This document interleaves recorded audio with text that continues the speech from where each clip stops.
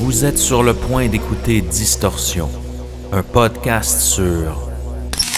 We've made it possible to run comprehensive laboratory tests from a tiny sample or a few drops of blood to eliminate the tubes and tubes of blood that traditionally have to be drawn from an arm and replaced it with the nanotainer. Des histoires étranges de l'ère numérique.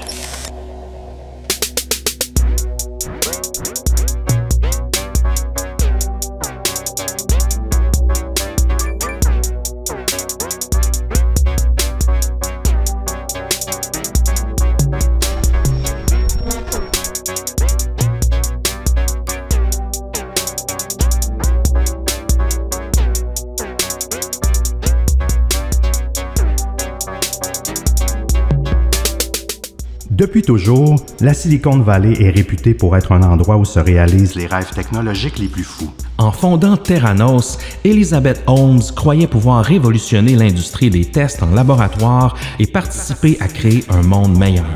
La jeune prodige a réussi en quelques années à lever près d'1 milliard de dollars grâce à l'appui d'investisseurs reconnus. Alors que la mise en marché approche, la technologie ne semble pas au rendez-vous et des employés brisent le silence afin de dévoiler une culture d'entreprise basée sur le mensonge et l'intimidation. Que se cache-t-il derrière les portes de Theranos? Et comment une entreprise si prometteuse s'est-elle retrouvée au centre d'une des plus grandes fraudes de la Silicon Valley? Sébastien Lévesque, comment ça va aujourd'hui? Ça va bien et toi, Émile Gauthier? Ça va très bien aussi. Écoute, dis-nous donc qu'est-ce qu'on boit pour l'épisode d'aujourd'hui? Oh oui, ce soir, on boit la Gros Duvet, une collabo entre l'Espace Public et Noctem. En fait, c'est Hochelaga qui rencontre Saint-Roch à Québec. C'est une Hydra IPA qui est vraiment bien juteuse, 6% d'alcool, 15 de IBU, donc elle est vraiment pas trop houblonnée. Délicieuse bière qui nous a été offerte lors de la tournée de bière par Pierre-Yves Desjardins. Un grand merci à toi, Pierre-Yves. Pour ceux qui souhaitent nous donner des tournées de bière et ainsi remplir notre frigo, vous pouvez le faire au distorsionpodcast.com. Il y a un bouton qui est dédié à ça et vous pouvez même nous suggérer une bière que nous, on va par la suite se procurer et déguster là, en enregistrant le show. On a aussi un shout-out 5 étoiles sur Apple Podcast qui nous vient de Émilie Como qui nous dit « Enfin, un nouvel épisode demain ». Elle nous dit aussi « Vous êtes la version masculine et francophone d'un de mes podcasts préférés, My Favorite Murder, mais en version plus factuelle. Nous aussi, on est des murderinos. Yes. Continuez votre excellent travail. J'adore vous écouter, même si je préfère le champagne à la bière. » On aime tout le monde. Une tournée de champagne, qui sait, peut-être un jour. Oui, on n'est pas contre. On vous rappelle qu'on va avoir un after show bien garni là, pour cet épisode-ci. Oui. Aujourd'hui, on traite de l'histoire de Theranos, d'une fraude à Silicon Valley, là, sans doute la plus grosse histoire de fraude. Oui. Et puis, dans l'after show, on va revenir sur d'autres échecs, je dirais, là, du monde des technologies, de start-up. On va parler de WeWork, entre autres, qui a été un gros dossier dans les dernières années, de Headspin. Et aussi, on va un peu démêler le concept de licorne là, dans le monde des start-up. Et aujourd'hui, il y a un peu de bruit, ça bouge beaucoup. Il y a les filles de Apéro à Zéro dans notre local qui sont en train d'emballer des boîtes. Tout ça, là, ça lâche pas leur affaire. Ça roule tellement. Donc, ça se peut qu'il y ait un petit peu de bruit ambiant que vous entendiez. Il y a 2 chiens aussi qui sont dans la place. Oui. Donc, ils vont peut-être nous rendre visite pendant l'enregistrement. Donc, soyez indulgents au niveau de la qualité sonore, sait-on jamais. On vous fait aussi un petit rappel comme quoi nos 2 livres sont disponibles en version audio. Oui. Que ce soit notre tome 1 ou notre tome 2. C'est disponible partout, entre autres sur Audible. Et c'est moi et Seb qui narrons le livre. Donc, c'est des heures et des heures supplémentaires de distorsion si ça vous intéresse. Notre dernier tome, je crois que c'est 6h29 minutes. Exact. Donc, ça fait des longs podcasts. Et aussi, on vous rappelle qu'on a sorti une nouvelle ligne de marchandises sur notre site grâce à la collaboration d'une distordue qui est nommée Lioun, en fait, qui est une illustratrice là, de grand talent. Et on a fait là vraiment une belle série de marchandises. On va en créer d'autres aussi. Mais on a un crop hoodie, on a un nouveau hoodie unisexe, on a des t-shirts unisexe aussi. La tasse à café est vraiment belle aussi. Puis on a des packs de stickers aussi de différentes dimensions. Donc rendez-vous au boutique.distorsionpodcast.com et bien sûr, nos membres Patreon ont un petit rabais sur la boutique. Là-dessus, Seb, je crois qu'on en a assez dit. Est-ce qu'on est prêt à se lancer dans l'histoire de la plus grande fraude de Silicon Valley?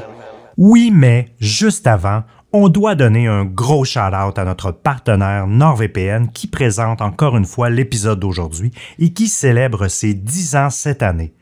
NordVPN est la référence en sécurité sur Internet et en plus, ils encouragent plusieurs podcasteurs et créateurs de partout dans le monde. En fait, c'est un peu grâce à eux que vous pouvez écouter vos podcasts préférés. C'est bien trop vrai, Seb.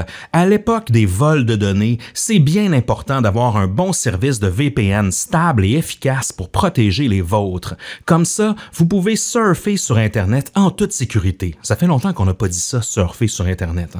Si par exemple vous êtes étudiant et que vous travaillez dans des endroits publics ou encore travailleur autonome ou encore si vous animez un podcast sur des crimes numériques qui vous demande d'aller parfois sur des sites non recommandables, on vous suggère fortement NordVPN qui est disponible partout dans le monde pour tous les distordus. Aussi, pour les distordus gamers et gameuses, sachez que NordVPN est parmi les plus performants pour protéger vos données en garantissant une grande performance en vitesse de téléchargement. On sait que le gaming, c'est très exigeant pour une connexion Internet et NordVPN permet d'être bien protégé sans compromis au niveau du jeu en ligne. Pour célébrer les 10 ans de NordVPN, rendez-vous au nordvpn.com/distorsion pour obtenir un méga rabais sur un abonnement de 2 ans, en plus d'obtenir 1 mois gratuit ainsi qu'un cadeau bonus. Le tout est sans risque avec une garantie de 30 jours avec argent remise. Rendez-vous au nordvpn.com/distorsion ou encore cliquez sur le lien dans la description de l'épisode pour vous abonner et commencer à surfer sur le web en toute sécurité. Là-dessus, Seb, sommes-nous prêts à attaquer l'épisode d'aujourd'hui? Oui, monsieur. C'est parti.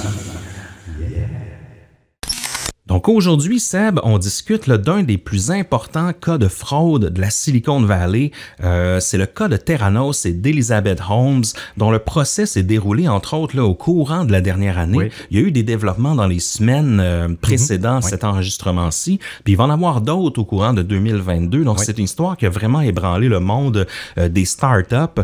Vous allez voir, on va vous parler un petit peu aussi de la culture de Silicon Valley, même de son histoire, parce que c'est pas comme Wall Street, ou comme les autres carrefours commerciaux d'affaires qu'on est habitué de voir. Entre autres, les entreprises de Silicon Valley ils ont leur propre manière de faire les choses, puis les entreprises présentes, tout comme les investisseurs, sont ouverts souvent à prendre beaucoup plus de risques avec le développement des nouvelles technologies que c'est le cas, par exemple, à Wall Street, à New York, où c'est plus traditionnel. Et puis, donc, c'est un cas qui est un petit peu différent des dernières histoires de la saison. On a traité l'histoire quand même assez, sordide au cours des dernières semaines. Ce cas-ci est un petit peu moins sordide, mais il n'est pas moins troublant, je dirais. Oui, exactement. Oui, sur la distorsion cognitive de notre cerveau. On aura la chance d'en parler amplement. Mais avant de partir à fond dans l'histoire d'Elizabeth Holmes et de Theranos, ça pourrait être intéressant de faire, Seb, peut-être une mini-histoire de Silicon Valley pour les gens qui sont peut-être moins familiers avec la culture. Absolument, mon cher Émile. La Silicon Valley, c'est une région du nord de la Californie qui représente le centre mondial de haute technologie et d'innovation. C'est situé dans la partie sud de la baie de San Francisco. Elle correspond approximativement à la vallée de Santa Clara. San Jose est la plus grande ville de Silicon Valley, la 3e de Californie et la 10e des États-Unis. Les autres grandes villes de Silicon Valley sont Sunnyvale, Santa Clara, Redwood City, Mountain View, Palo Alto, allô Facebook, Menlo Park et Cupertino, allô Apple. Donc, la région métropolitaine de San Jose a le 3e PIB par habitant le plus élevé au monde. Oh oui, le PIB, là, c'est une forme de représentation de l'activité économique d'un pays. Là. Donc, c'est juste pour vous dire comment ça peut brasser au niveau économique. Là-dedans, c'est après Zurich en Suisse et Oslo en Norvège. Là. Donc, il y a beaucoup d'argent qui circule là. Et en juin 2021, elle a le pourcentage le plus élevé de maisons évaluées à 1 million de dollars ou plus aux États-Unis. Quand même. Donc, vous voyez, ici à Montréal, justement, on a une forme de crise. Les maisons commencent à coûter de plus en plus cher. Une surenchère. Une surenchère, mais ça n'a rien à voir avec ces endroits-là. Là. C'est très difficile pour le commun des mortels d'avoir accès à la propriété, là, non seulement dans la région de San Francisco, de la Bay Area, mais aussi de la Silicon Valley. Tu es quand même assez éloigné de San Francisco, même si tu n'es pas très loin, mais le prix de l'immobilier est hallucinant. Ah oui, c'est fou. Même souvent, les employés, c'est un problème parce que les employés qui travaillent dans ces entreprises-là ne sont pas nécessairement millionnaires. Ben non. Et ils doivent prendre, avant la pandémie où le télétravail était moins commun, souvent ils habitaient dans des villes connexes et c'était beaucoup de commute pour aller travailler là justement parce que les employés ne pouvaient même pas habiter près de leur travail parce que c'est trop cher. Faut accepter de mettre presque les 2/3 de ton revenu dans ton logement. Puis d'à côté d'avoir très peu d'économie en banque. Là. Oui, c'est un sacrifice. La Silicon Valley abrite un grand nombre des plus grandes entreprises de haute technologie du monde. Je recommence. La Silicon Valley abrite un grand nombre des plus grandes entreprises de haute technologie du monde, notamment le siège de plus de 30 entreprises du classement Fortune 1000, ainsi que des milliers de startups. La Silicon Valley représente également un tiers de l'ensemble des investissements en capital de risque aux États-Unis, ce qui l'a aidé à devenir une plaque tournante et un écosystème de startups de premier plan pour l'innovation dans le domaine de la haute technologie. On l'appelle Silicon Valley en raison de ses origines au début des années 1900, alors qu'on y a développé les premiers prototypes de transistors et de microconducteurs qui utilisent du silicone. Au début, ces utilisations étaient surtout à des fins militaires, mais par la suite, ces mêmes transistors vont servir aux technologies de communication et éventuellement dans la fabrication d'ordinateurs. En 1956, William Shockley, le co-inventeur du premier transistor fonctionnel, a quitté le New Jersey pour s'installer à Mountain View, en Californie, afin de créer le Shockley Semiconductor Laboratory et de se rapprocher de sa mère qui était malade à Palo Alto. Les travaux de Shockley ont servi de base à de nombreux développements électroniques pendant des décennies. Frederick Terman et William Shockley sont tous deux souvent appelés le père de la Silicon Valley. Deux anciens employés de Shockley, Robert Noyce et Gordon Moore, qui est aussi l'auteur de la loi de Moore sur la capacité des microprocesseurs à évoluer au fil du temps. Bref. Eux, éventuellement, ils vont quitter et fonder Intel. Intel, qu'on connaît bien, qui ont développé les microprocesseurs. À peu près tout le monde a déjà eu un ordinateur un ordinateur qui a un processeur Intel. Au fil du temps, alimentés par les talents issus de l'Université de Stanford, d'autres entreprises vont être fondées au cours des années 60 et 70, dont Hewlett-Packard, Microsoft et Apple. L'Internet aussi va être fondé dans cette région. La Silicon Valley va ainsi devenir le plus gros berceau de recherche et développement au monde. Située en pleine nature et non au centre des grandes villes, les entreprises vont offrir un style de travail bien différent des autres industries. La NASA ainsi que plusieurs agences gouvernementales vont aussi utiliser les technologies développées dans ce pôle. La Silicon Valley va devenir aussi le berceau du venture capitalisme, le capital de risque, où les investisseurs vont miser sur les idées les plus innovantes dans le but d'obtenir de la rentabilité à long terme. Ce type d'investissement a longtemps été présent uniquement dans cette région, où il ne suffisait parfois que de bonnes idées révolutionnaires et d'un diplôme de Stanford pour amasser des millions en fonds. Parce que l'université a vraiment l'université de Stanford a une réputation vraiment dorée dans la Silicon Valley. On semble croire que justement, il suffit d'un diplôme puis d'une idée un petit peu folle pour amasser des milliards de dollars. Exact. Puis souvent, en plus, ces entreprises-là, ils vont fermer quelques années plus tard. C'est ça qui est fascinant. Oui. Entre autres, il y a la création de Sequoia Capital, qui est une des plus populaires firmes d'investissement en capital de risque au monde.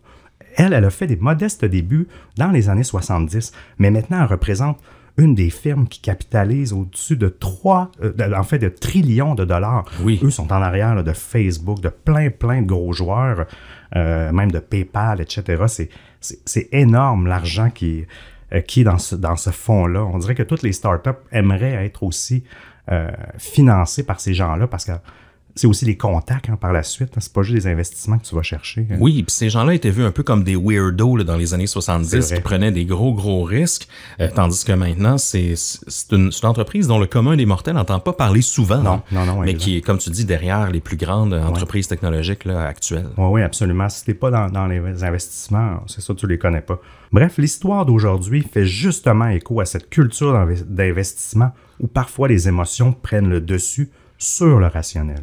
Tout à fait. Puis vous allez voir, le cas de Theranos va remettre beaucoup en question cette forme de venture capitalism, de capital de risque, et justement va remettre un peu en perspective toute la spéculation qui a eu lieu, puis qui a encore lieu à Silicon Valley. Je pense qu'il y a moyen, entre autres, d'avoir un meilleur contrôle sur tout ce qui se fait, puis de rendre la chose un peu moins émotive. Mais vous allez voir, l'histoire de ce soir est un exemple parfait à quel point une histoire peut monter en boule de neige, là, puis une entreprise se financer à coût de milliards. Vous allez voir, c'est assez hallucinant. On va revenir au début de la chose, là, je dirais peut-être au début du scandale. Tout commence lorsqu'en octobre 2015, le journaliste John Carreyrou du Wall Street Journal reçoit un étrange appel d'un employé de Theranos. Theranos, c'est une entreprise de Silicon Valley spécialisée en tests sanguins. Selon ce qu'on lui a dit, les tests sanguins effectués par Theranos ne sont pas effectués avec la technologie que la compagnie a développée à grands coûts de levée de fonds auprès de partenaires et d'entreprises de capital de risque. Différents membres de l'équipe de Theranos, incluant un expert en tests médicaux, décident de briser le silence et d'exposer l'entreprise et ses mensonges. Selon eux, Elizabeth Holmes ainsi que son partenaire, Ramesh Soni Balwani, ont menti aux investisseurs en leur faisant croire que leur technologie allait révolutionner le monde des tests médicaux en permettant d'effectuer des tests en quelques minutes pour plus de 200 conditions médicales différentes, chose qui à présent prend plusieurs semaines. Il semble, selon eux, que l'entreprise soit encore loin de ses promesses et que les machines utilisées pour les tests en question sont celles conçues par des compétiteurs, entre autres par le géant de l'industrie, le Siemens, et non les leurs, et non les machines de Theranos. Le journaliste publie son article dans le Wall Street Journal, titré en français « La start-up montante Theranos a connu beaucoup de difficultés avec sa technologie de tests médicaux ». Et c'est un titre qui est, assez léger pour l'ampleur de ce qui se trame derrière. C'est gentil. John Carreyrou était loin de se douter que son article, qui n'a pas un ton si alarmant malgré tout, allait créer une véritable onde de choc dans toute la Silicon Valley et que dès la publication, Elizabeth Holmes allait lancer une offensive judiciaire contre lui et le journal new-yorkais. Tout d'abord, discutons un peu de qui est Elizabeth Holmes et comment elle a pu devenir aussi rapidement une sensation du monde des startups technologiques. Parce que vraiment, là, on l'a comparée aux plus grands de ce monde. Elle était jeune, elle était douée, puis je crois qu'elle l'est encore, mais bon, on arrivera éventuellement sur comment les choses ont fini par mal tourner. Là. Mais je vais vous en dire un petit peu plus sur qui est cette femme mystérieuse.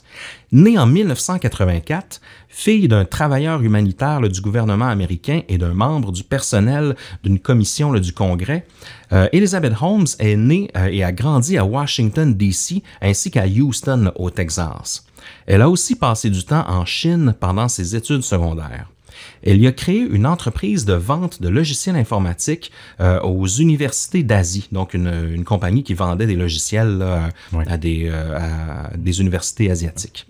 Après son retour aux États-Unis, elle a obtenu un diplôme en génie électrique et chimique à l'université de Stanford en Californie, la prestigieuse université dont on vous a parlé tout à l'heure, dont bon nombre de grands ingénieurs et de grands inventeurs ont fait leurs études. Pendant une pause estivale de ses études à Stanford, Elizabeth Holmes a accepté un emploi à l'Institut du génome de Singapour pour travailler sur une puce informatique conçue pour détecter la présence du virus du SRAS dans l'organisme. Elle s'est ensuite intéressée au développement de dispositifs médicaux plus efficaces qui pourraient améliorer les tests de diagnostic et l'évaluation thérapeutique traditionnelle. À son retour à Stanford, Madame Holmes a fait breveter un dispositif qui se fixe sur le corps d'une personne et mesure l'efficacité d'un médicament donné en comparant les paramètres et des marqueurs chimiques produits par une région malade avec ceux de l'agent thérapeutique. Donc, une forme de bracelet qui allait faire un peu des micro-tests un peu de performance sur ton corps. Donc, elle l'a fait breveter, mais ça n'a jamais été mis en marché, de ce que je comprends. Là. Très tôt, elle avait cette fibre médicale en elle et ce désir de trouver des solutions aux maladies modernes. Elle désirait à tout prix changer le monde. En 2003, âgée de 19 ans seulement, Holmes a fondé la société Real Time Cures à Palo Alto, en Californie, pour démocratiser les soins de santé, selon elle. Holmes a décrit sa peur des aiguilles comme une motivation et elle a commencé à chercher et à effectuer des tests sanguins en utilisant seulement de petites quantités de sang, des microdoses qui entrent dans une mini-fiole. Là. Lorsque Holmes a présenté l'idée de récolter de grandes quantités de données à partir de quelques gouttelettes de sang prélevées au bout d'un doigt à sa professeure de médecine, à l'époque qui était Phyllis Gardner à Stanford, une dame bien connue, cette dernière a répondu « Je ne pense pas que votre idée va fonctionner ». Donc, elle l'a mise en garde tout de suite, expliquant qu'il était impossible de faire ce que Mme Holmes prétendait pouvoir faire. Plusieurs autres professeurs experts en médecine lui ont aussi dit la même chose, mais elle n'a pas cédé et elle a continué à convaincre son conseiller et doyen de l'école d'ingénieurs, Channing Robertson, de soutenir son idée. Donc, elle était très, très tenace envers cette idée-là.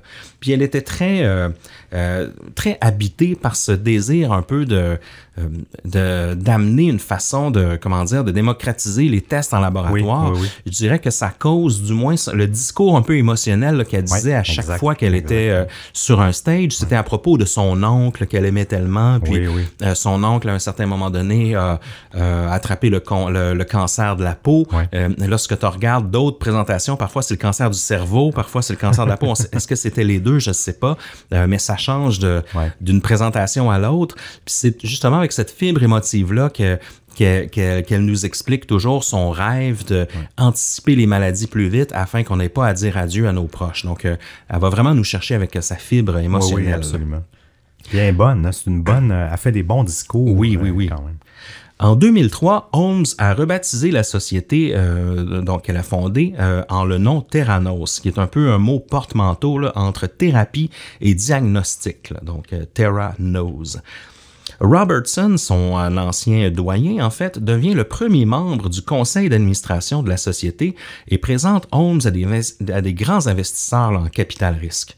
C'est une grosse preuve de crédibilité que d'avoir son professeur d'ingénierie qui la supporte, et lui de son côté, mais aussi sa réputation en jeu en s'associant à cette jeune femme. Ben oui, parce que si ça va pas bien, c'est un peu lui qui a cautionné ça aussi, du moins, donc une forme d'imputabilité. C'est ça. Qui d'autres experts existe-t-il au-dessus de lui pour cautionner une telle invention? Exact.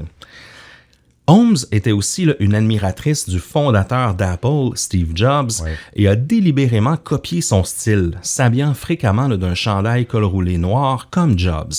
Holmes dit que sa mère l'habillait de col roulé noir quand elle était jeune. Bon, on verra, c'est à vérifier.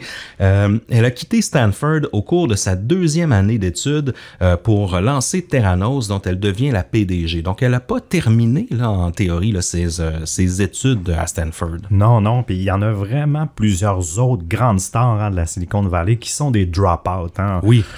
C'est assez reconnu, on dirait quasiment que ça fait même partie du narratif idéal de lâcher l'école, l'université. Du self-made man. Oui, exact. Une fois que tu as entrepris ton entreprise au début de tes études universitaires, souvent. Donc t'es trop bon, pas besoin de finir. Ben non, exact. Ça sert à rien, un diplôme. Il y a des millions qui croient, des millions de personnes, pas des millions de personnes, mais des gens qui investissent des millions en moi. Oui, exact. Bref, pour vous en nommer quelques-uns quand même, qui ont fait leur chemin, disons, dans la vie en lâchant l'école, Michael Dell, fondateur des ordinateurs Dell qu'on connaît tous, a quitté l'Université du Texas à sa première année pour se consacrer à son entreprise. Lui, justement, il avait fondé ça dans son dorm room, dans sa chambre à l'université. Jack Dorsey, qui est fondateur de Twitter, a laissé ses études à l'Université de New York un semestre avant de graduer pour se consacrer à son entreprise. Ça, je dois dire que les gens qui abandonnent juste une session avant de finir, Je comprends pas. Ouais. Mais bon, tu sais, lui, il a plus de millions que jamais je vais accumuler dans ma vie, mais on dirait que cet aspect, disons, d'accomplissement que j'aurais aimé peut-être. De toute façon, ils vont tous avoir des doctorats honorifiques de ces exact. universités-là sans même faire d'études. C'est vrai, t'as raison. Mark Zuckerberg, fondateur de Facebook, lui aussi a abandonné ses études à l'université de Cambridge dans sa 2e année pour poursuivre l'aventure. Steve Jobs, fondateur d'Apple, lui a étudié au Reed College avant d'abandonner après 18 mois de session. Ah oui, même lui. Oui, même Steve.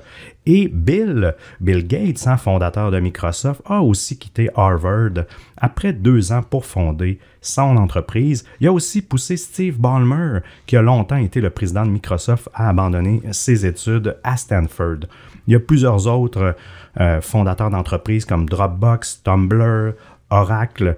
Eux, ils font tous partie du club mythique des décrocheurs d'universités prestigieuses, là. Tout ce monde-là, en fait, ça contribue à placer Elizabeth Holmes dans la même catégorie, en fait, de la placer dans la même catégorie de génies de la Silicon Valley qui n'ont pas besoin de terminer leurs études pour faire de grandes choses. C'est aussi autour de cette mythologie que Elizabeth va bâtir sa personnalité. Oui, elle va vraiment s'inspirer beaucoup de ces gens-là de Silicon Valley, là, particulièrement Steve Jobs, surtout. Là, non seulement, comme on le disait, au niveau du look, mais même dans les présentations qu'elle va faire, là, c'est toujours inspiré, on dirait, de Steve Jobs. On aura la chance d'en reparler un petit peu plus tard, mais moi, une image qui me vient en tête, c'est, on se rappelle la première fois que Steve Jobs a présenté le iPod au début des années 2000, il sort de sa poche, puis il me semble de mémoire, il dit, il y a plus de 1000 chansons qui sont dans cette petite boîte-là. Ben, Elizabeth Holmes, elle va faire la même chose dans une présentation. Elle va sortir de sa poche la micro-fiole de Theranos en disant qu'il y a plus de 200 tests qui peuvent être effectués avec cette micro-goutte de sang. Donc, il y a vraiment un peu une réplique du storytelling là, ou de la narrative autour de son entreprise qui aide à façonner un peu la réputation d'une entreprise. On se laisse tous un peu convaincre par la raison d'être d'une entreprise plus que son but. Le reason why est toujours plus, plus fort quand il y a une émotion derrière, puis quand il y a une histoire touchante derrière. Puis c'est comme ça qu'on va s'attacher à une marque. Absolument, surtout à cette étape-là d'un produit, parce que le produit n'existe pas. Donc, tu dois seulement te fier sur les promesses du produit. Même c'est un peu comme ça à la bourse aussi. On investit toujours en fonction des futurs revenus, mais là, c'est à un autre niveau. Souvent, c'est pas du angel money ou du love money, mais c'est un peu ça quand même, parce qu'il faut que tu convainques des investisseurs de te croire. Là, puis tu n'as pas toujours une preuve de concept viable sur un modèle d'affaires qui va avoir une rentabilité. Puis donc, ce que tu dis est tellement vrai que tu n'as pas le choix de ramener toute cette émotivité-là pour accrocher des gens, parce que qu'on le veuille ou non, là, le monde des investissements, même si c'est de l'argent puis c'est très rationnel, il y a tellement d'émotifs parce qu'il faut que tu choisisses, puis vous allez voir, on va en reparler un peu plus loin des investissements.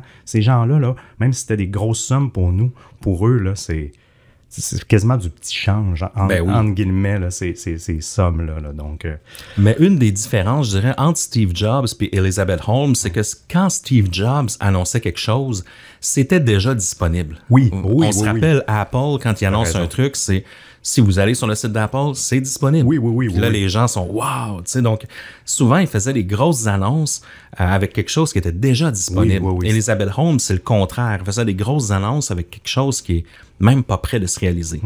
On va en parler un petit peu plus en détail dès maintenant.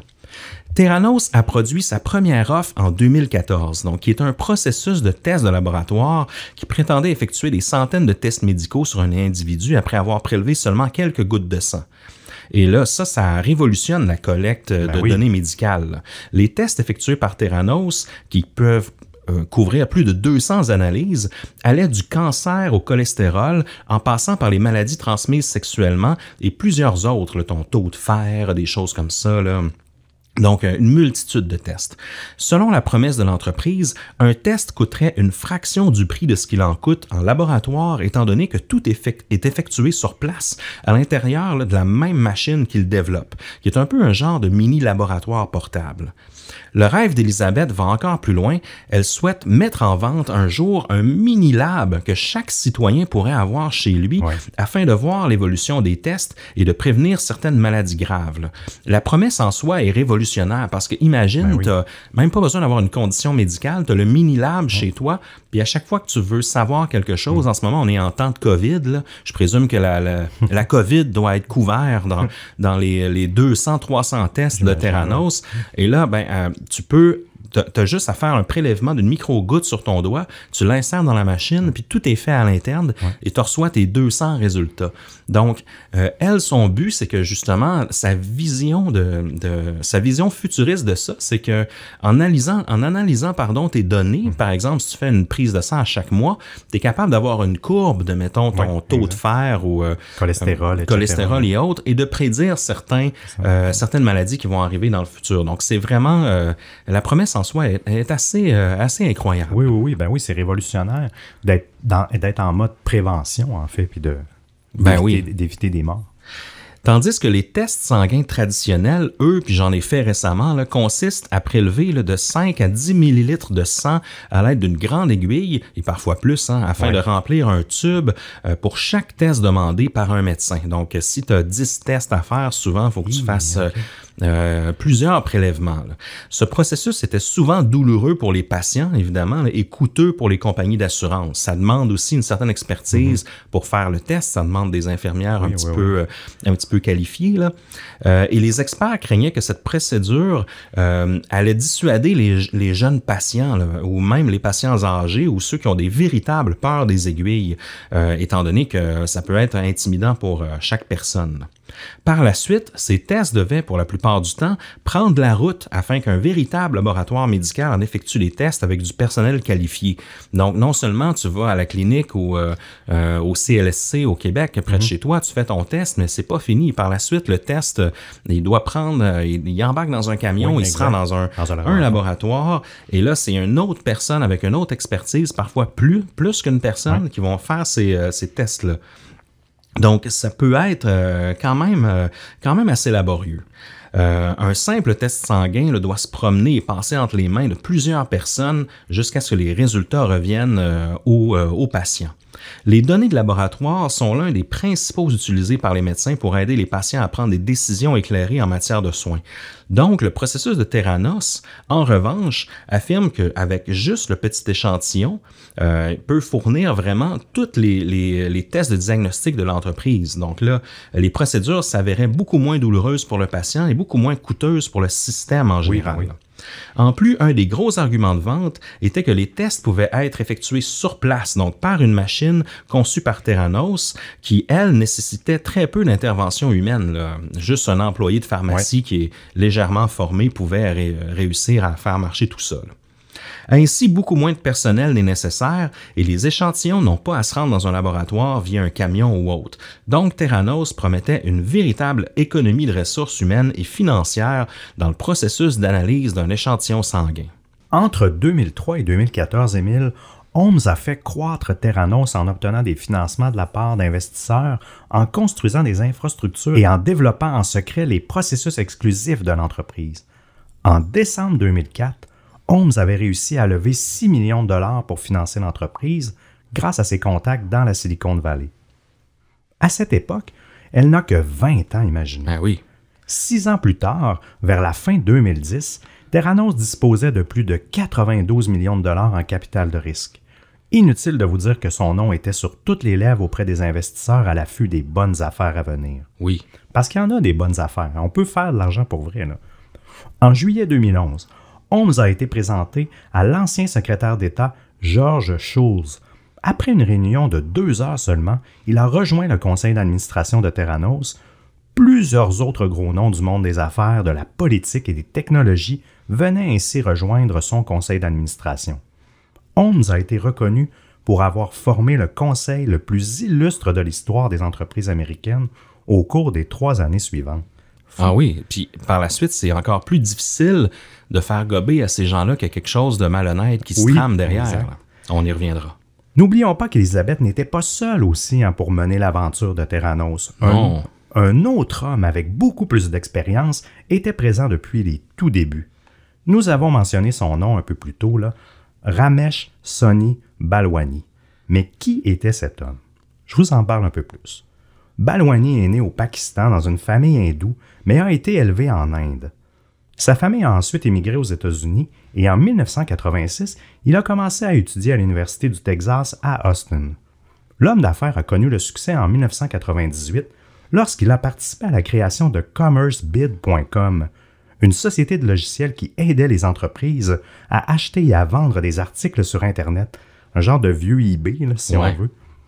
Il a vendu l'entreprise 1 an plus tard en échange d'actions et en l'an 2000, il a fait fortune, on sait la bulle des dot-com, en les encaissant pour près de 40 millions de dollars avant que l'entreprise ne fasse faillite. Moi, ça me fait toujours capoter les gens qui fondent des compagnies, ils revendent les actions, ils deviennent riches, puis la compagnie, un an après, il n'y a plus rien. CommerceBid, honnêtement, je m'en souviens même plus. Cet argent-là n'est pas apparu dans les arbres. Hein? Ben non, il y a vraiment des gens qui ont perdu. Ben oui, elle appartenait à des gens. Oui, exact. En 2002, il a rencontré Elizabeth Holmes, alors âgée de 18 ans, lors d'un séjour d'été à Pékin, en Chine, dans le cadre du programme de mandarin de l'Université de Stanford. Elizabeth étudiait le mandarin. C'est une geek, hein, ça a toujours été une intellectuelle. Oui, puis elle a déjà fondé une entreprise en Chine. Oui, aussi, exact. Étant jeune. Balwani avait 37 ans à l'époque et les deux sont devenus rapidement amis, même si leur relation était platonique. Balwani s'est rapidement inscrit à l'Université de Stanford pour étudier en informatique, mais a abandonné en 2008. Holmes a abandonné ses études à Stanford en 2004. Balwani a divorcé de sa femme en 2002 et a débuté une relation amoureuse avec Holmes à peu près au moment où elle a abandonné ses études universitaires, soit 2003 ou 2004. La relation a longtemps demeuré secrète. Le couple a emménagé dans un appartement ensemble en 2005. Bien que Balwani n'ait pas officiellement rejoint Theranos avant 2009, date à laquelle il s'est vu attribuer le titre de directeur de l'exploitation, il a conseillé Elizabeth dans les coulisses dès la création de l'entreprise. Holmes et Balwani ont conjointement dirigé l'entreprise avec une culture de secret et de peur, selon les employés. Leur relation amoureuse a été tenue secrète pendant une grande partie de la période où les deux dirigeaient l'entreprise. Balwani a quitté Theranos en 2016 à la suite d'enquêtes dont on vous parlera sous peu. Selon plusieurs employés, il sévissait en tyran dans l'entreprise et utilisait beaucoup la peur dans sa manière de diriger. Par exemple, ça me fait capoter, il pouvait observer les caméras de sécurité de l'entreprise pour s'assurer que les employés étaient bien présents lors des heures qu'ils déclarent dans leur feuille de temps. Il ne faisait ainsi pas l'unanimité au sein de son entreprise. J'espère que j'aille ça, ce type de management-là. Mais les fresques de Balwani ne s'arrêteront pas là.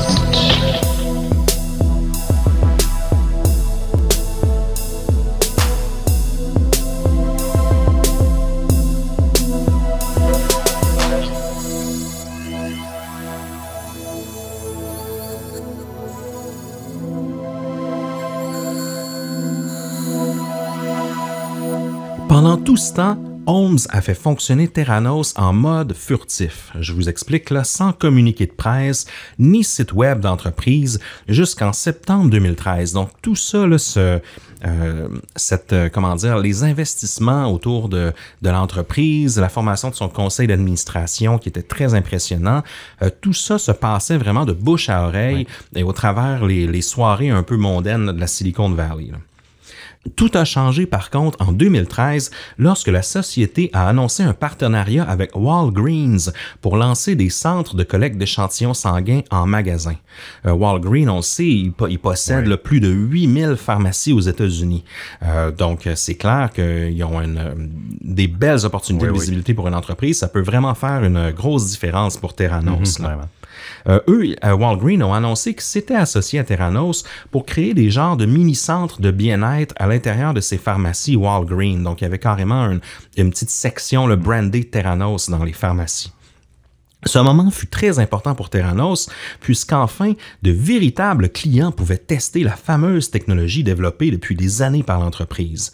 Ce deal-là leur représentait 400 millions de dollars à l'époque et s'inscrivait dans une démarche pilote débutant dans l'État de l'Arizona. Donc, le but était de commencer par là, puis éventuellement d'amener les machines dans d'autres Walgreens.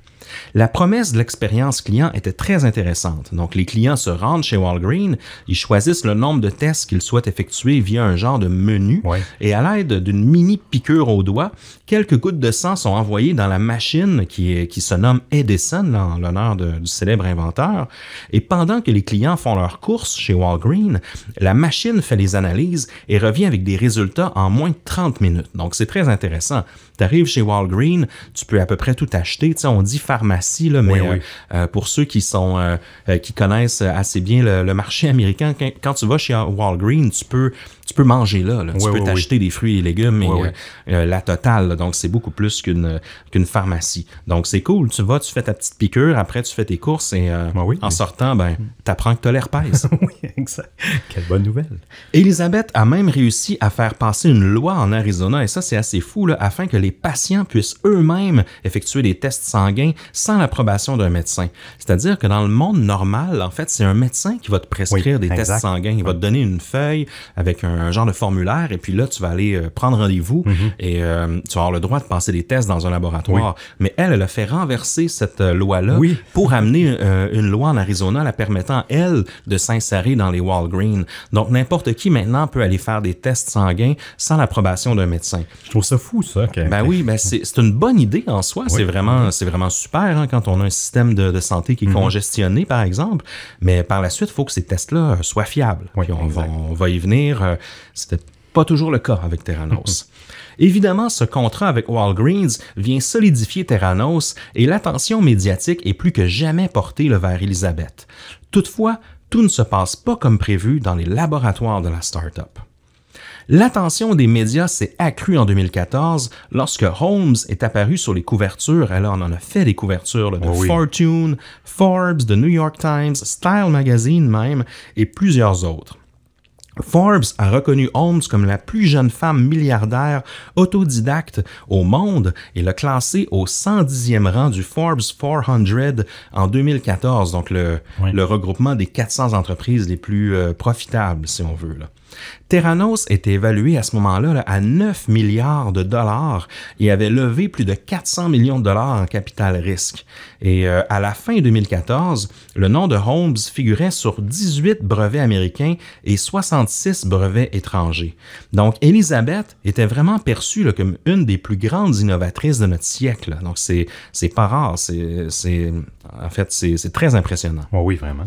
Toujours en 2014, Theranos avait fourni plus de 200 tests de diagnostic et était autorisé à opérer dans la quasi-totalité des États américains et même là, il détenait une certification du CMS qu'on appelle, là, c'est le Centers for Medicare Services. C'est l'organisme fédéral aux États-Unis qui réglemente les laboratoires médicaux. Donc, eux, en fait, vont faire des tests et vont analyser un peu ta technologie pour voir si tu es en mesure de mettre ça en vente. Mm-hmm. Et à ce moment-là, ça fonctionnait. Donc, selon les tests qu'ils avaient faits, on ne sait pas si ces tests étaient véridiques, mais ils avaient l'autorisation d'opérer dans plusieurs États américains. Mais ça ne sera pas toujours comme ça. Non, exact.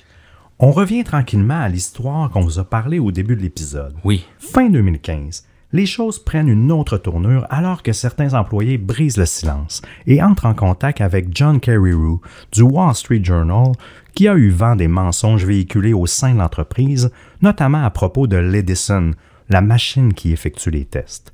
Theranos aurait énormément exagéré les compétences de l'Edison en notant que le dispositif médical n'était utilisé que pour une fraction des tests de l'entreprise, malgré les affirmations contraires de Holmes. D'autres questions concernant l'entreprise et ses processus secrets ont rapidement fait leur apparition, allant de la décision de Theranos de communiquer à la Food and Drug Administration américaine des données de tests agrégées, plutôt que des données de tests primaires, aux problèmes de conformité du laboratoire de l'entreprise à Newark, en Californie. Oui, en gros, c'est qu'il faisait comme des moyennes de tests. C'est ça qu'il communiquait à la Food and Drug Administration, c'est la FDA, dans le fond, aux États-Unis, puis ils en mènent large. Là. Eux peuvent vraiment t'interdire de pratiquer, de mettre en marché certains produits. Et puis là, c'est ça, dans le fond, ce que Theranos leur envoyait, c'était pas des données brutes, mais vraiment des données agrégées, des genres de moyennes. Oui, donc ce qui n'est pas plus ou moins... disons, legit, si on veut, là.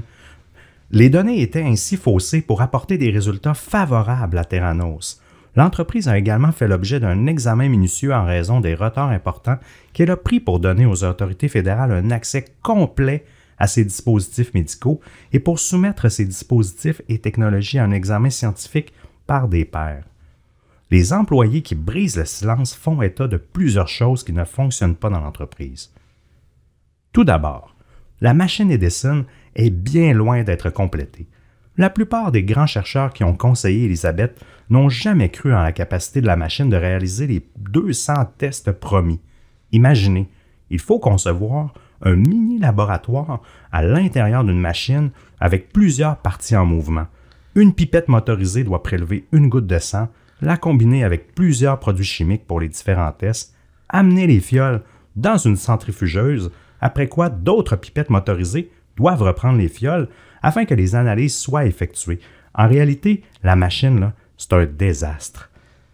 Du sang coule partout à l'intérieur, les fioles sont souvent brisées par la manipulation, les fluides sont tout mélangés, ce qui rend extrêmement difficile l'analyse d'un seul test. Imaginez en faire 200. Ouais. Au labo, le sang coule par terre, des employés doivent nettoyer les machines remplies de sang potentiellement infectées par différentes maladies. C'est dégueulasse. Les conditions en interne sont insalubres. En plus, il faut parfois plus de 6 heures à une machine Edison pour simplement se mettre en marche, là. Donc, oui, la beauté avec le logiciel, avec tout ça, là.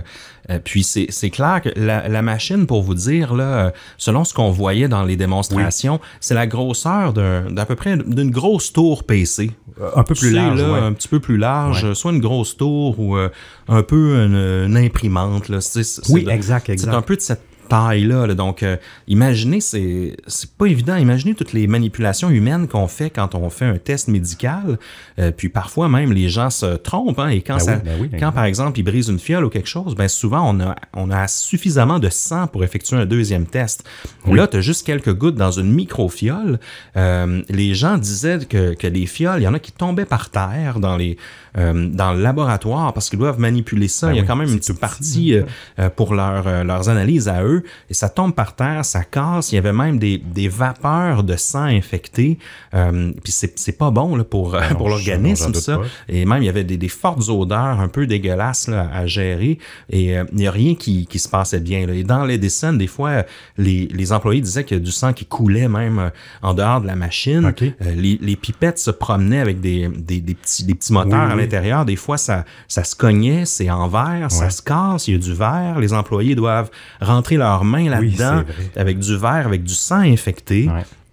C'est un gros bordel, autant dans le laboratoire que dans la machine elle-même. Oui, c'est l'enfer. Tu sais, puis c'est complexe à faire. En tout cas, bref.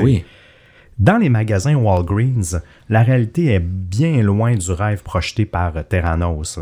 Vous vous rappelez de cette promesse de ne jamais utiliser de grosses aiguilles pour les prélèvements? Justement, c'est une promesse venant d'ailleurs de la phobie des aiguilles d'Elizabeth. Il ne se trouve en fait que la majorité des tests sont effectués avec des méthodes traditionnelles, avec de grosses aiguilles et de longs tubes, comme on vous a parlé tout à l'heure. Ce qui perturbe un peu les clients, c'est pas ça qui a été annoncé non plus. Non.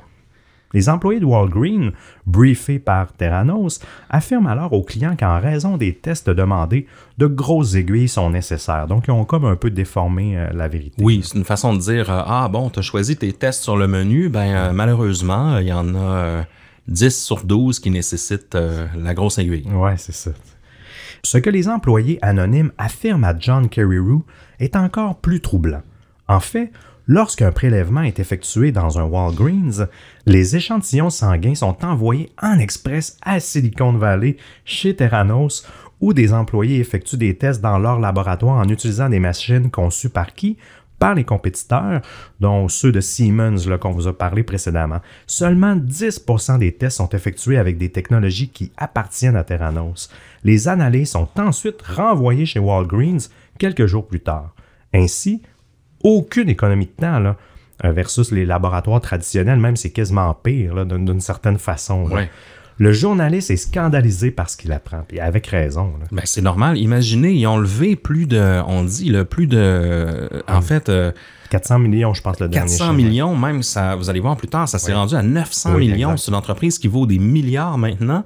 Et tout ça pour effectuer des tests traditionnels dans des machines Siemens qui existent déjà, qui sont disponibles dans tous les laboratoires.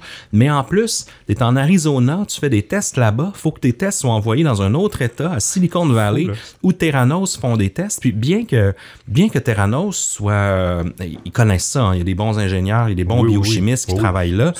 Quand même, c'est pas leur job de faire des tests à longueur de journée comme ça. C'est pas un laboratoire officiel de tests. C'est une compagnie qui fabrique la machine Edison, puis bon, ils connaissent ça, mais ils sont pas rodés, ils n'ont pas les espaces et le workflow sont quand même encore assez...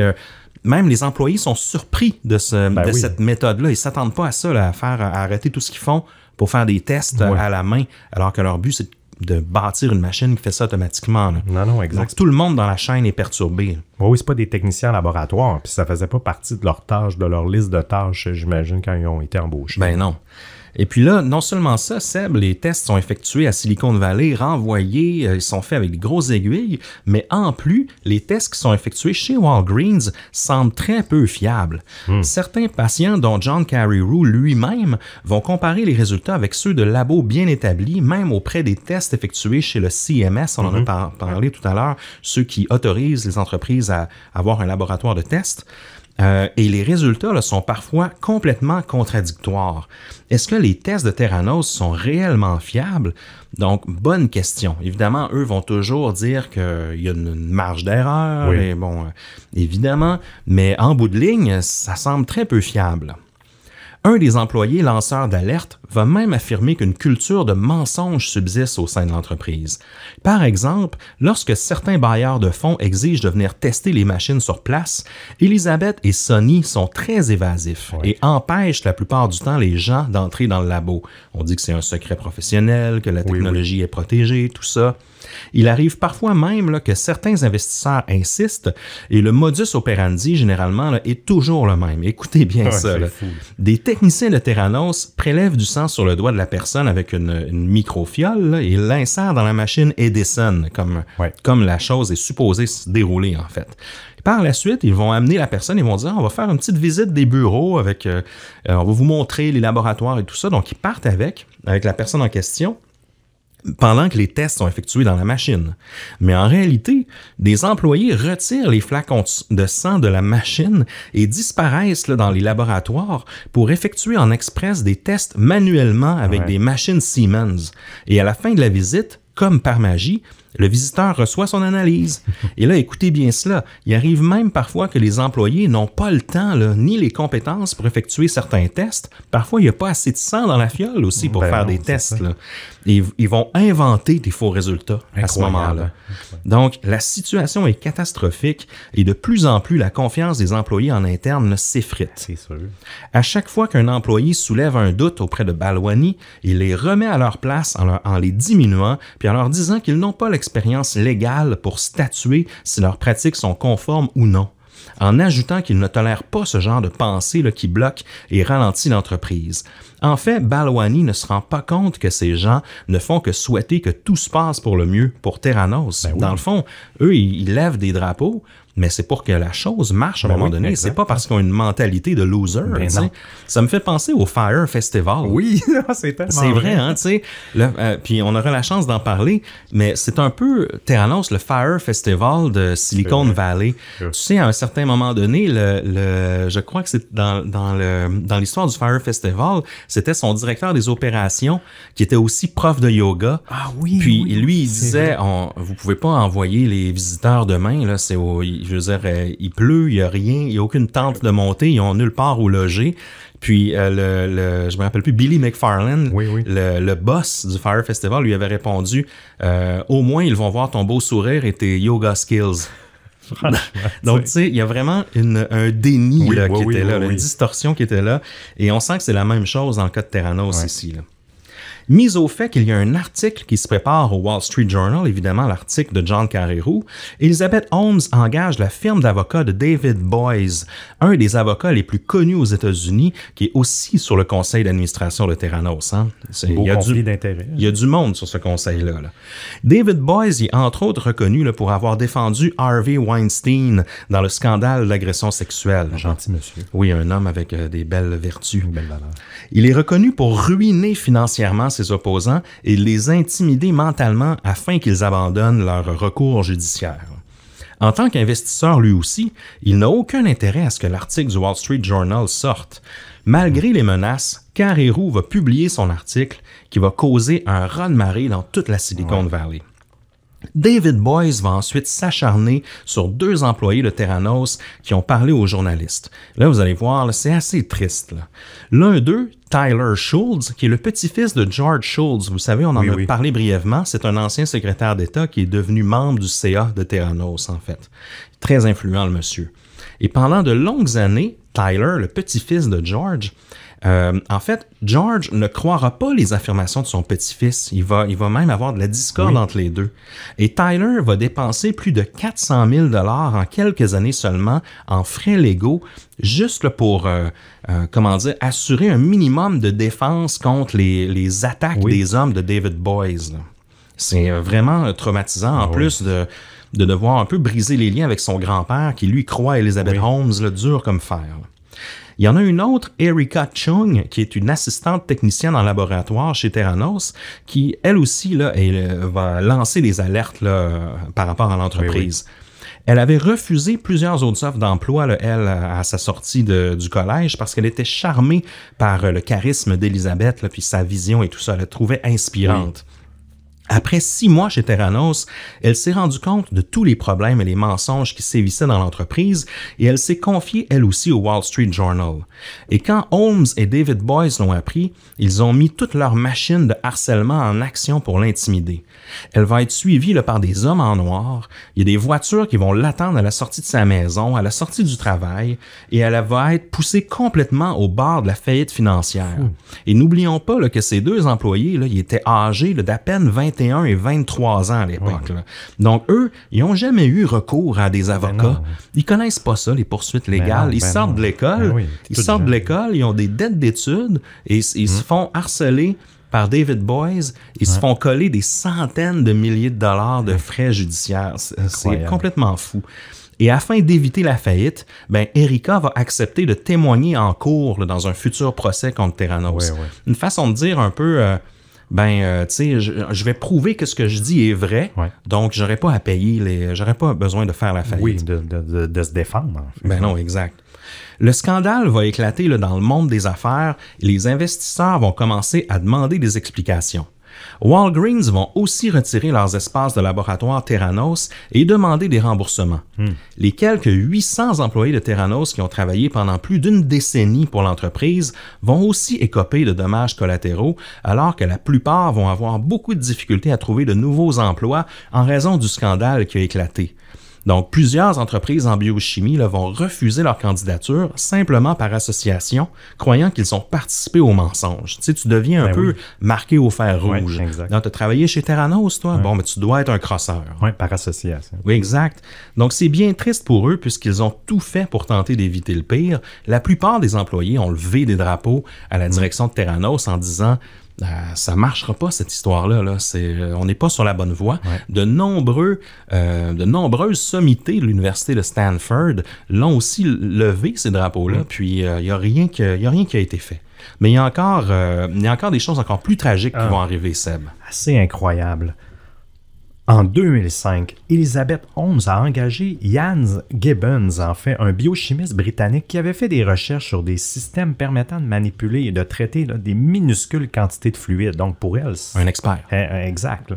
Sa collaboration avec d'autres scientifiques de Theranos a donné lieu à 23 brevets, selon les dossiers déposés auprès de l'Office américain des brevets et des marques de commerce. Attends, je vais recommencer.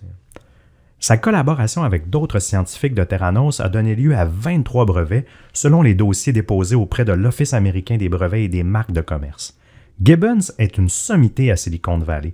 Il donnait souvent des formations internes sur la biochimie aux employés de Theranos. Quelqu'un qui était très respecté en interne aussi. Ces brevets montrent comment l'idée originale de Holmes s'est transformée en modèle économique pour l'entreprise. Mais les progrès ont été lents. Le docteur Gibbons affirmait que rien ne fonctionnait. Plus il soumettait des doutes auprès de la direction, plus on l'isolait. Éventuellement, Yann n'avait même plus de bureau, imaginez. Il n'était plus impliqué dans les décisions stratégiques, lui qui pourtant avait beaucoup à apporter. Là. Oui. C'était une vraie tête. C'était un peu le Gandalf biochimiste là, de la place. Là. Oui, c'est un... En tant qu'initié, Gibbons était au courant des mensonges de Holmes aux employés et aux personnes extérieures concernant la technologie et l'état de préparation de Theranos, ainsi que des fausses démonstrations aux clients. Ainsi, Gibbons ne fait plus confiance à Elizabeth. Cependant, il a continué à se battre pour que la technologie défectueuse soit à la hauteur du battage médiatique. Lui, il voulait quand même amener un vrai produit. Ouais.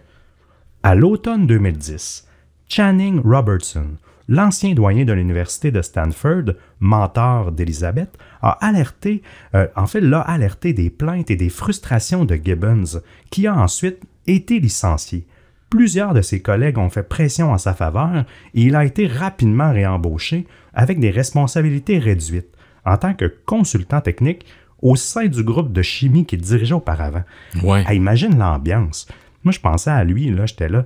Il retourne travailler là, ça doit pas y tenter tant que ça. Là. Non, hein? Tu viens de te faire mettre dehors, hein, finalement, on te réembauche parce qu'il y a de la pression à l'interne, l'ambiance, en tout cas, c'est... Mais c'était quelqu'un qui était dévoué. Hein. Pour lui, c'était un homme de dévouement, puis il trouvait vraiment qu'il y avait une belle mission derrière ça. Oui, je comprends. Le 15 mai 2013, Gibbons a été informé qu'il devait faire une déposition dans un cas de vol de brevet de la part d'Elizabeth. Après que Theranos l'ait activement découragé de témoigner, un avocat lui a envoyé par courriel un billet du médecin qui pouvait être adapté pour l'excuser, pour ne pas passer en cours en fait. Le soir du 16 mai, Gibbons a pris une combinaison de médicaments et d'alcool dont, en tant que scientifique en biologie, il aurait clairement su qu'elle était fatale. Le lendemain matin, il a été découvert malheureusement par sa femme sur le sol de la salle de bain, inconscient et respirant à peine. Il est mort à 67 ans d'une insuffisance hépatique à l'hôpital le 23 mai 2013. Lorsque sa femme a appelé le bureau de Holmes, écoutez ça, pour signaler son décès, cette dernière ne l'a même pas rappelé. Et au lieu de ça, sa femme a reçu un courriel d'un avocat de Theranos lui demandant de rendre immédiatement l'ordinateur portable de l'entreprise de Gibbons et toute information confidentielle qu'il aurait pu avoir en sa possession. Aucune sympathie, aucun remerciement, des vrais salauds sans cœur, sérieux. Ben oui. Ça n'a pas de bon sens. Moi, ça me dégoûte. Ils ont pris tout ce qu'ils pouvaient de cet homme-là, ils l'ont réduit, ils ont réduit son ego puis sa santé mentale à zéro. Et au moment où il devait... On voit que c'était un homme de valeur, tu sais, ça lui faisait peur d'aller témoigner contre son boss, tu sais, puis il voulait pas le faire Puis il s'est suicidé avant de le faire, tu sais. Puis c'est ça, aucun remerciement, juste un courriel. Holmes, je pense qu'elle lui a même pas parlé. Non, exact. En fait, c'est une secrétaire qui a contacté sa femme. Elle lui a dit, amène-nous le laptop de Ian Gibbons, est allé le porter, et elle s'est pas rendue plus loin que la réception. Non. En fait, elle a jamais rencontré personne. Elle a laissé ça à la réceptionniste, puis dans une boîte, puis elle est repartie. Ouais. Et puis ils se sont jamais reparlé. Ça n'a pas de bon sens. Ah non, c'est dégueulasse. En juillet 2016, le CMS a notifié Theranos que la société n'avait pas fourni de documents adéquats montrant qu'elle avait corrigé ses erreurs précédentes et qu'elle s'était conformée aux réglementations fédérales. Ils ont donc bloqué Theranos pour qu'elle ne reçoive pas de remboursement de Medicare et a interdit à Holmes de posséder ou d'exploiter un laboratoire médical pendant 2 ans. Et Sonny Balwani a reçu lui aussi cette interdiction et il quittera la présidence de Theranos dans la foulée de cette... c'est pas un jugement, mais de cette sanction-là du CMS. Là. Donc, enfin, les choses commencent à se passer. Mais là, les investisseurs pètent leur coche là, en bon québécois parce que vraiment, ils se demandent qu'est-ce qui s'est passé. Là. Il y a des centaines de millions de dollars, voire des milliards qui sont perdus là, parce que Theranos n'était pas en bourse, mais il y a quand même une valuation qui est effectuée par les banques et les fonds d'investissement en capital de risque. Et là, ça ne vaut plus grand-chose, mettons. Là. En mars 2018, la Securities and Exchange Commission, la SEC des États-Unis, a accusé Holmes et l'ancien président de Theranos, Balwani, de fraude en prenant plus de 700 millions de dollars à des investisseurs tout en faisant la publicité d'un faux produit. Elizabeth a réglé les accusations avec la SEC en acceptant de payer une amende de 500 000 $, de remettre près de 19 millions d'actions de Theranos pour renoncer à sa participation majoritaire dans la société et de consentir à ne plus pouvoir exercer les fonctions de dirigeant ou de directeur d'une société publique pendant une période de 10 ans. En échange, tant Holmes que Theranos ont pu éviter d'admettre ou nier encore les allégations de la SEC à leur encontre. Bon, déjà, il commence à avoir une certaine forme de jugement qui est faite là. En juin 2018, cependant, elle et Balwani ont été inculpés pour fraude électronique par les autorités fédérales. Le même jour, Holmes a quitté son poste de PDG et plus tard dans l'année, Theranos a cessé ses activités. À partir d'août 2021, Holmes a été jugé par un tribunal fédéral pour 11 chefs d'accusation de fraude et en janvier 2022, elle a été reconnue coupable de 4 chefs d'accusation pour avoir fraudé les investisseurs, dont 3 chefs d'accusation de fraude électronique et 1 chef d'accusation de complot pour fraude électronique. Le jury l'a déclaré non coupable des 4 chefs d'accusation de fraude à l'égard des patients et n'a pas réussi à rendre un verdict sur les autres chefs d'accusation. Pendant son procès, Elizabeth a aussi affirmé avoir été abusée sexuellement et psychologiquement par Balwani, que celui-ci était extrêmement contrôlant et qu'il est en partie responsable du climat de secret qui régnait chez Theranos. Celui-ci va démentir ces affirmations avec grande ardeur. T'sais, on veut bien croire les victimes dans les cas d'agression sexuelle, de harcèlement et tout, mais mettons qu'Elizabeth n'est pas à son premier mensonge ici. Non, exact. Donc, permettez-nous d'en douter légèrement. Elle va recevoir d'ailleurs, elle ainsi que Balwani, ils vont recevoir leur sentence en septembre 2022.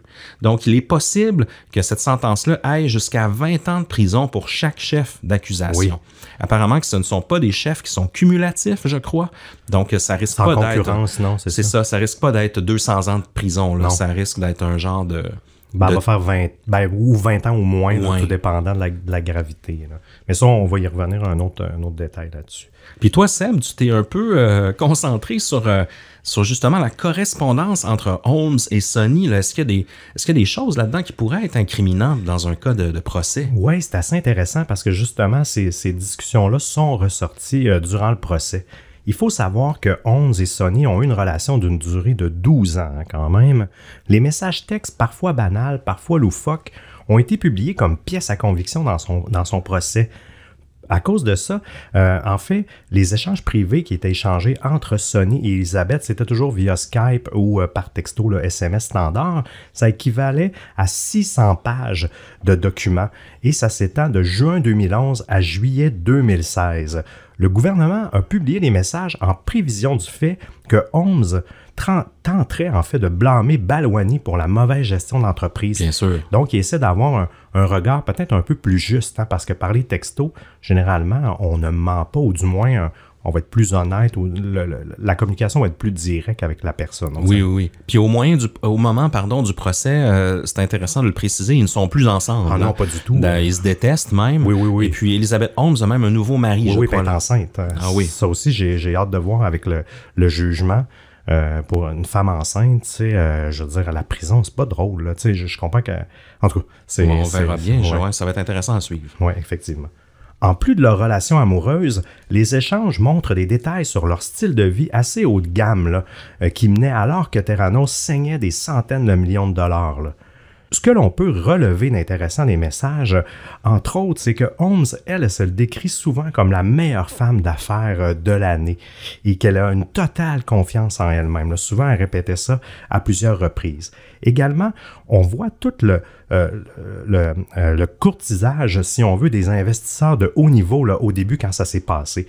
Par exemple, Elizabeth, elle écrivait à Sony, « Je viens de terminer les appels. Alice Walton pour 50, confirmé 100, Greg. » Elle fait apparemment référence à Alice Walton, là, de la famille Walmart. L'identité de Greg, par contre, n'est pas claire. La famille Walton, il faut savoir qu'elle a investi 150 millions de dollars en 2014. Celle-là, ça, j'ai quelque chose à vous raconter aussi. Rupert, pour plus de 100. Rupert Murdoch, c'est le propriétaire d'un des gros magnats médias là, aux États-Unis. Lui a investi 125 millions de dollars. Puis ce qu'il faut savoir, c'est que Murdoch, il possède le Wall Street Journal. Puis quand l'histoire est sortie, elle a demandé à Murdoch de faire enlever l'article, mais ça n'a pas marché. Ça marche pas comme ça. Non, même s'il est investisseur, puis qu'il c'est un peu un des patrons de... Ça n'a pas eu l'impact. Ben non. Puis même lui, je pense qu'à un moment donné, il a dû sentir la soupe chaude là, par rapport à ça, là, quand c'est sorti dans ses propres médias. Et mon Dieu, oui, il n'a pas dû être content. Et non. Balwani a répondu « Génial ». Puis là, il lui dit « Je pensais à ça aujourd'hui. » Et ils n'investissent pas dans notre entreprise. Ils investissent dans notre destin. Bien sûr. C'est d'ailleurs une prédiction qui est assez inquiétante, hein, étant donné la suite des choses avec ce qu'on sait là, de Theranos. Autre chose qui est intéressante, il y a un gros voyage à Las Vegas qui s'est passé, même quand les choses allaient vraiment pas bien. Dans un texto de groupe de avril 2015, le frère de Holmes, Christian, lui envoie un message ainsi qu'à Balwani à propos d'un prochain voyage à Las Vegas. Je ne sais pas si ce sont des options. Suite présidentielle au Four Seasons à 3 000 $, une suite au Mandarin Apex à 3 400 ou la suite présidentielle à 15 000 $.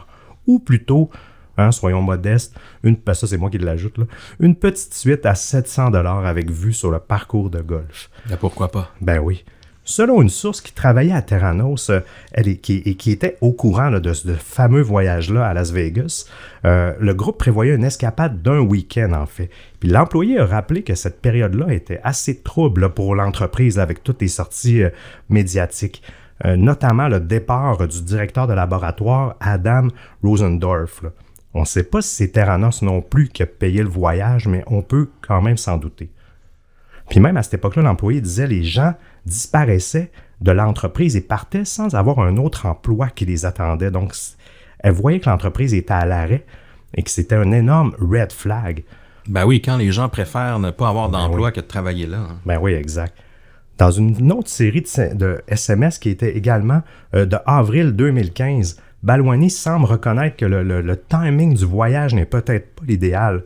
Puis là, il lui dit le voyage à Vegas est une telle distraction, mauvais timing, mais les gars ont acheté tout ce qui n'est pas remboursable, alors nous le ferons.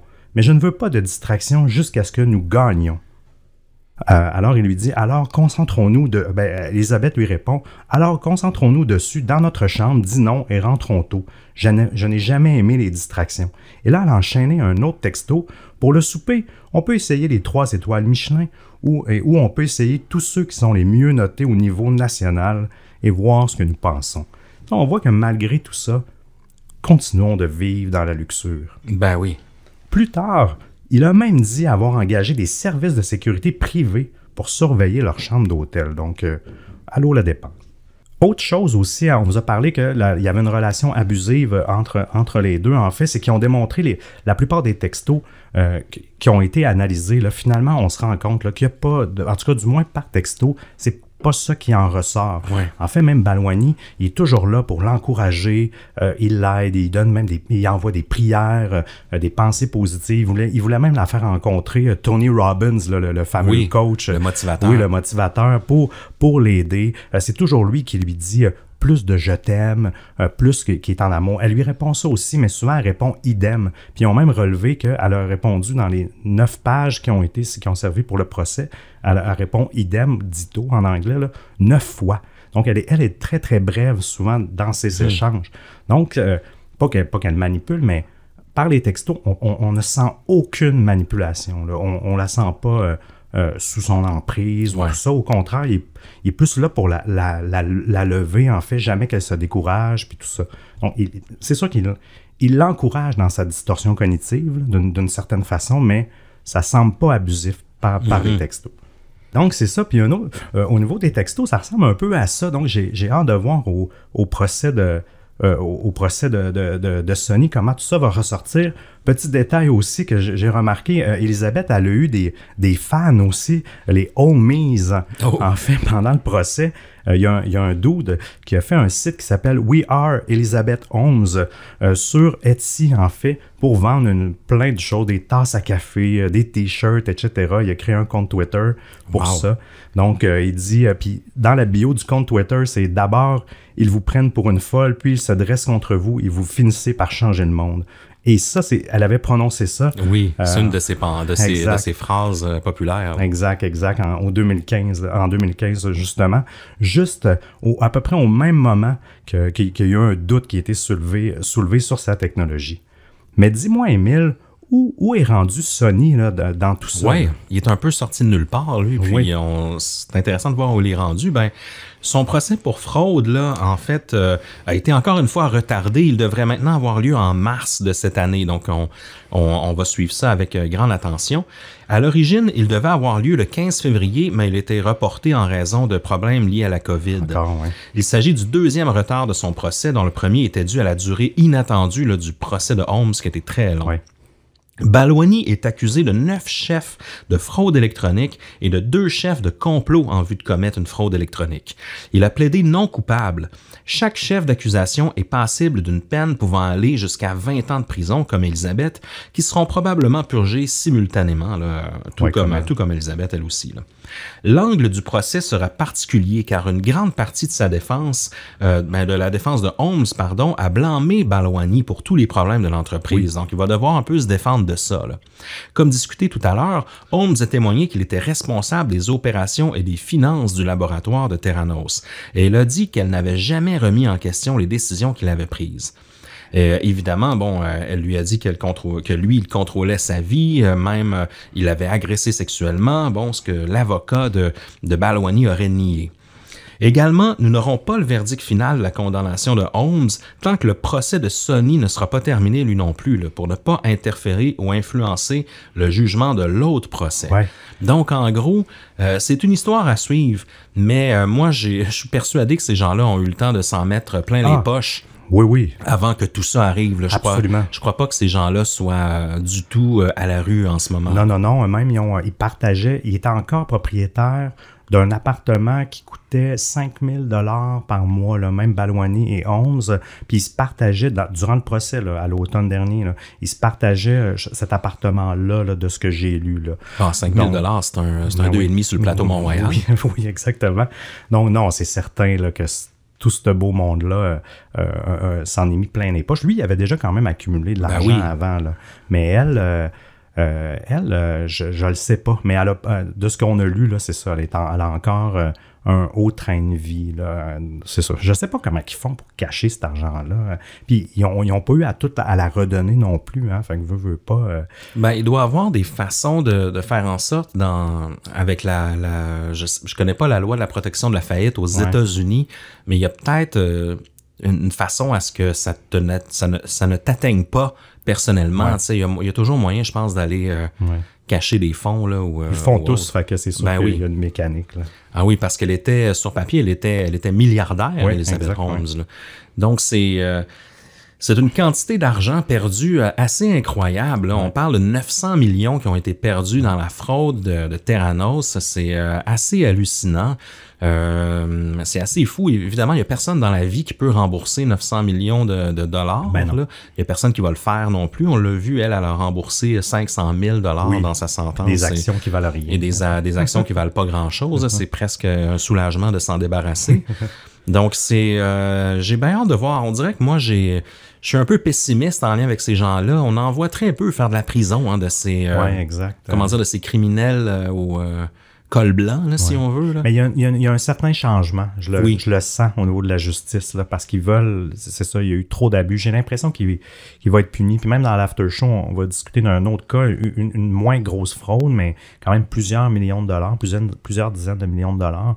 Même le verdict est toujours pas rendu, mais je trouve que la justice, je pense qu'elle va être de plus en plus sévère pour éviter, parce que, comme tu le dis, ce procès-là de Theranos a tellement été médiatisé, faut que ça envoie un message clair aussi. J'ai l'impression que ça peut servir d'une forme de jurisprudence, ou du moins, comme ici avec les armes à feu ou tout ça, on donne des peines sévères pour essayer de dissuader des gens de peut-être refaire cette erreur-là. Ben oui.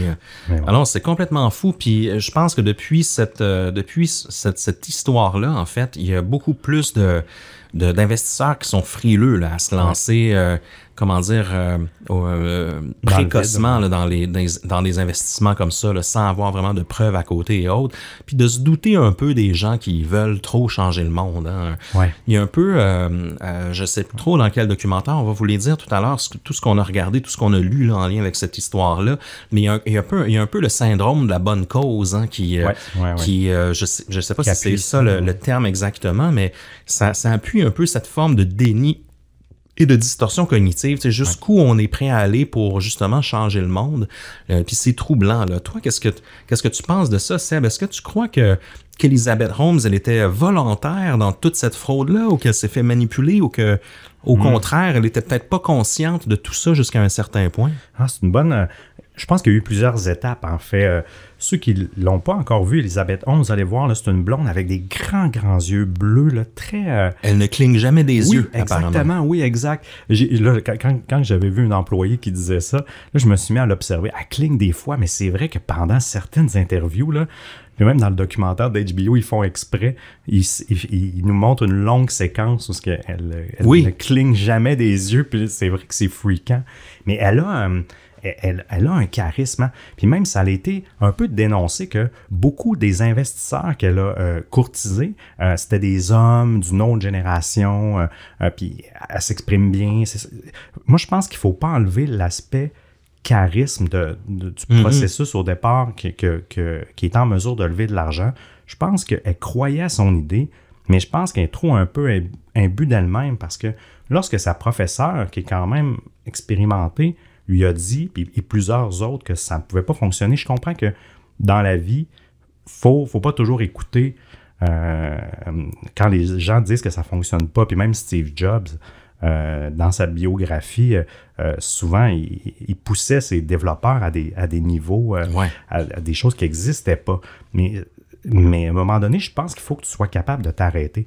Puis c'est vrai qu'à un moment donné, pendant peut-être 5 ans, 10 ans, elle lève de l'argent, il y a des gens qui travaillent, là, il y a des gens qui montent la machine, il y a quand même, il y a eu du vrai développement qui a été fait, mais ça doit être tellement dur. J'ai l'impression que c'est une question d'orgueil. C'est qu'à un moment donné, tu es tellement rendu loin dans le processus, sans appeler ça un mensonge, mais avec ton idée, puis là, tu te rends compte que ça marche plus. Mais qu'est-ce que tu fais, là? Tu as levé tellement d'argent. Ben oui. Je pense que c'est ça, puis tu n'as pas le choix, je pense, de te créer une bulle de déni.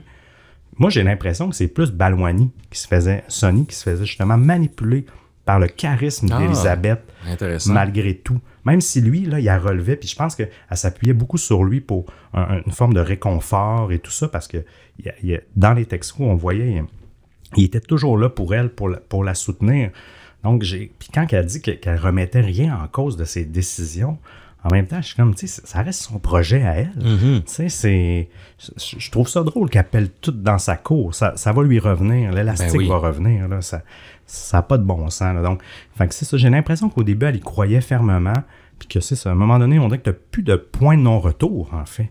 Puis même, je me pose la question, qu'est-ce qui serait arrivé si, exemple, elle aurait lâché l'élastique plus tôt? Tu sais, faut que tu rembourses. Je ne sais pas. Tu sais, à la limite, je pense que tu n'es pas obligé de rembourser un investisseur. Quand tu investis, faut que tu assumes que tu peux perdre.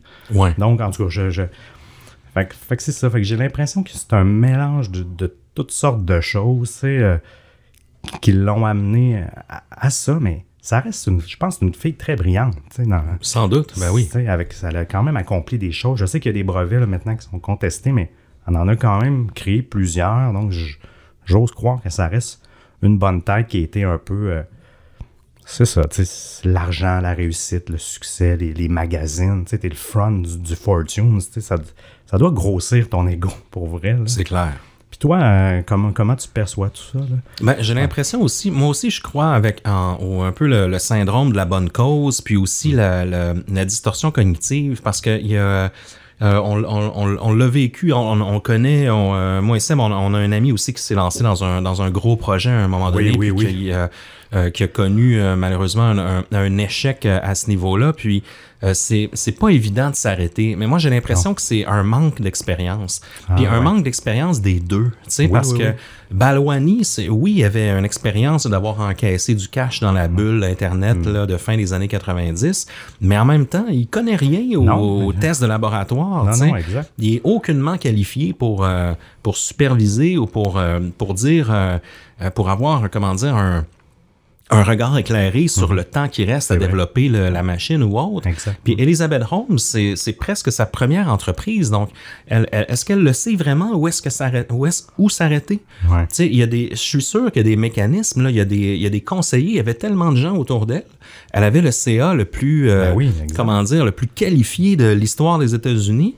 Et Theranos a opéré pendant plus d'une dizaine d'années. Là. Donc, dans ces 10 ans-là, elle aurait pu se rendre compte à un moment donné qu'il y a quelque chose qui ne marchait pas, puis elle aurait pu sans doute sauver la donne. Oui, exact. Peut-être perdre un peu d'investissement, mais peut-être aller en chercher d'autres en ajustant les timelines, en disant, bon, ben là, le mini-lab à la maison, on va mettre ça sur pause, on va se concentrer sur notre machine Edison. Peut-être qu'on peut... tu sais, je sais qu'eux étaient complètement fermés. Il y avait vraiment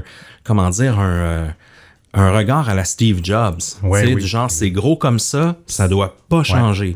Mais Steve Jobs faisait pas des tests médicaux. Il n'y avait pas de centrifugeuse dans un Apple. Donc, ça ne gère pas de fluide. Il y a quelque chose il y a beaucoup de trucs motorisés. C'est un mini-robot. C'est très complexe, la machine Edison. Puis eux, ils s'entêtaient, là, ça ne peut pas être 1 centimètre de plus gros. Mais peut-être qu'avec justement des bons conseils, s'ils avaient été plus transparents, en fait, avec leurs investisseurs, peut-être que ils auraient réussi à sauver la face dans ce scandale-là. Parce qu'il y avait tellement d'experts autour d'eux qu'il leur aurait dit, OK, attendez une seconde, on va prendre une pause, on va être clair avec tout le monde, on va dire où est-ce qu'on en est, on va aller chercher de l'aide où on en a vraiment besoin. Est-ce qu'on a besoin d'ingénieurs en robotique pour mieux avancer, tout ça? On dirait que non, ils ont foncé droit dans le mur en pensant que tout allait se régler par soi-même. Par magie, exactement. Ben oui. Parce que tu as raison, là, il aurait pu redresser le modèle d'affaires, changer un peu tout ça, peut-être finalement avouer qu'on a besoin peut-être de plus grosses fioles. On peut revenir en arrière aussi. T'as raison. Les choses auraient pu être autrement, puis l'entreprise aurait pu fermer. Il y en a plein d'entreprises qui développent quelque chose, finalement, ça ne fonctionne pas. Il ferme, mais là, elle va faire de la prison. Là, c'est grave. Là. Il y a quelqu'un qui s'est suicidé. Oui, il y a plein de conséquences. Les dommages collatéraux sont énormes. Là. On les a pas nommés, mais quand on vous parlait des employés, quand ils ont ça dans leur CV, etc. Là. Donc, Pour certains, c'est 10 ans de perdu. Là. Ben oui, ça n'a pas de bon sens. Ah non, c'est dramatique. Ben écoutez, dites-nous ce que vous en pensez, les distordus. S'il y en a parmi vous qui ont de l'expérience ou qui ont travaillé à Silicon Valley et qui veulent nous en parler, faites-nous en part. On est partout. On est sur Facebook. On a un groupe de discussion privée aussi que vous pouvez rejoindre où on discute avec notre belle communauté. On est sur Instagram, bien sûr, sur YouTube, sur Twitter. On est facile à trouver. Je vous donne même pas l'adresse. Vous allez le trouver, j'en suis sûr. Pour cet épisode-ci, on a tout lu, on a tout écouté, on a tout regardé, moi et Seb. On vous conseille de regarder The Inventor, un documentaire sur HBO qui est très bon. John Carreyrou, qui a écrit les articles du Wall Street Journal, allez lire ça. Il a aussi écrit un livre qui s'intitule Out for Blood in Silicon Valley. On vous conseille aussi d'écouter l'excellent podcast de Dropout, qui a été fait il y a quelques années, mais qui reprend quand même avec le procès qui s'est déroulé tout récemment. Il y a aussi un autre documentaire sur YouTube qui est The Valley of Hype, à propos de cette histoire-là aussi, à propos aussi de d'autres scandales qui sont en lien avec la Silicon Valley. Donc, vous ne manquerez pas de contenu. On vous rappelle que Distorsion, c'est une création de moi-même, Émile Gauthier et Sébastien Lévesque. Le montage est effectué par André Beaupré. La musique de cet épisode-ci, la musique d'interlude au centre, est une création de moi-même. Et puis, on n'a pas le choix de remercier nos chers membres Patreon, mon cher Seb. Je te laisse commencer. Oui. Un gros shout-out à Christopher Lloyd S, Mélanie L, Selnis, Xav B et le ou la mystérieuse de Dieu. Un gros high five à Beard Prod, à Julie D, à Marie-Laure, à Rapo et à Félix G. Et on continue avec l'anecdote podcast Montreal Vox Pop, Mélanie B, Émilie P, Nescu et je termine avec Mélanie D. On ne pourrait pas vivre sans la pluie de Émile M, de Starbucks Lover, de Chaton Martinez, de Juliane BV et de Fanny P. Je poursuis l'amour avec Alexandre S, Stéphanie AB, Maxime N, Marie-Michel G et Aurore B. On fait un gros câlin à Vince C, à Emmeline, Stéphanie P, à PYD, à Mazerina et à Marilou B. Et un gros shout-out à Élise N, DoAA, à Boris P, à Édouard M et Tristan N. On veut aussi souligner l'apport de Sarah B, Ariane L, Marie-Ève S et le très mystérieux ou la mystérieuse Nilex. Merci à vous. Et pour terminer, Seb, aurais-tu un mot de la fin pour nous ce soir? Méfiez-vous des gens qui portent des cols roulés noirs et ne clignent pas des yeux. Oh!